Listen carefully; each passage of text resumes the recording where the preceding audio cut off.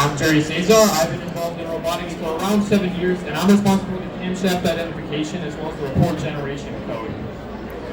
So we work with LSM, a camshaft manufacturer, to design the custom camshaft counter. So this is a camshaft, it's a critical engine component, but since a box of these weighs about 1,200 pounds, we couldn't bring it with us, so we made these pucks that represent the end of a camshaft. So each week, LSM ships out multiple boxes like this that each contain about 110 camshafts. Normally they're counted by a human, and it's time-consuming and difficult to get all the part numbers correct, and if there's a mistake, it can cost hundreds of dollars. So we needed to make our system portable to be able to move it around the shop. So we implemented these casters that raise and lower the driving wheels to allow it to be mobile. We opted to make our system battery powered and use a laptop, so it's completely untethered.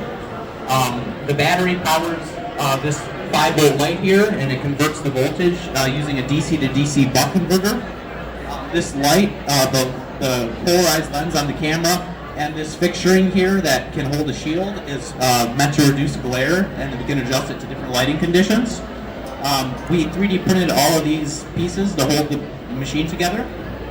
And this battery also powers this this motion controller, which uses G-code to tell the stepper motors what to do.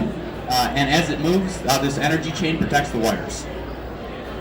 So, in terms of the code, the first thing that the program does to identify a camshaft is it takes this region of interest, uses the green channel, it then thresholds it to a black and white image, applies a morphological operation, and then using trigonometry, it'll straighten out the image based on the location of these two drain holes. Our preferred method of identification is QR code, which we communicated with the LSM and the customers to have on their cams for easier inventory. So yeah, as you can see here, it's identified a couple cams. It's been identifying all the cams so far. And for when our QR code identification doesn't work, we have template matching, which we'll demonstrate with this, where we have the QR code blocked off.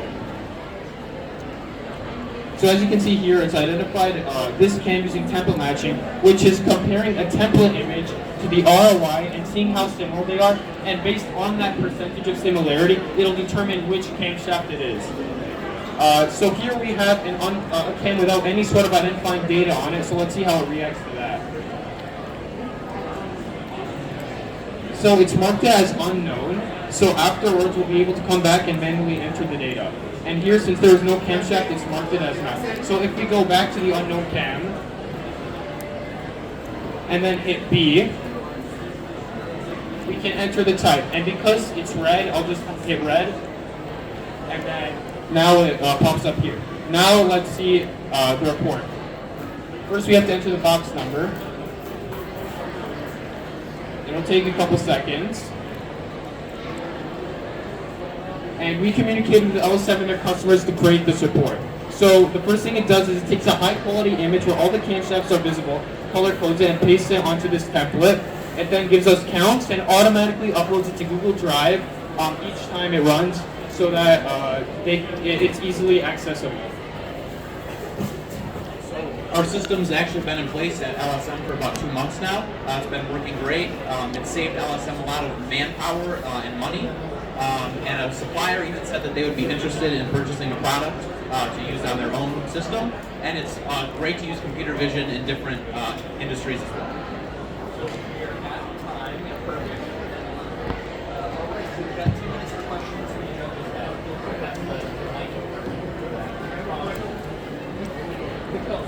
How long would it take to introduce a new model of camshaft to the system? And what would that include? Like a different.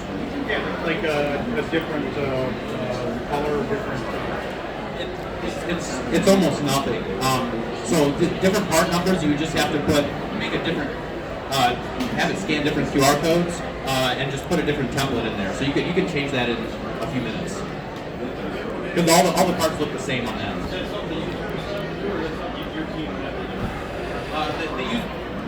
At this point, we would have to do it, but the part numbers are pretty standardized, so there's not too many new ones. Okay, quick question. How many total lines of code and how long did it take? So total lines of code, honestly, off the bat, I'm not sure. It took us around 3 to 4 months. It took us around 3 to 4 months to read this. If you want, I can scroll to the end of the code and show you how many lines.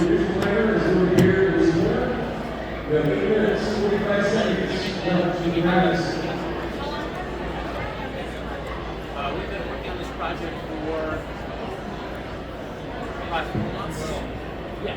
So the reason why there's so many lines of code is because we have two modes. One of these modes are for the actual identification of a 4x4 box, and we also have a 9x4 box to simulate a game of Mastermind, which was a fun way we could show other people. So yeah, it's a lot of different modes and button inputs, and because of that, the code gets pretty lengthy. But yeah. We have 20 seconds. Any other questions? Great job, guys. This is more of a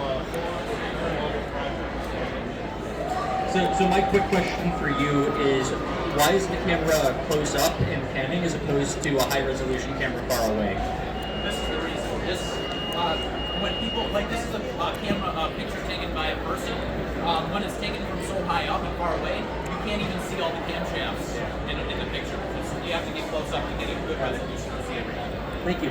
Yeah. Yep, thank you. All right. Let me unplug that for you, please.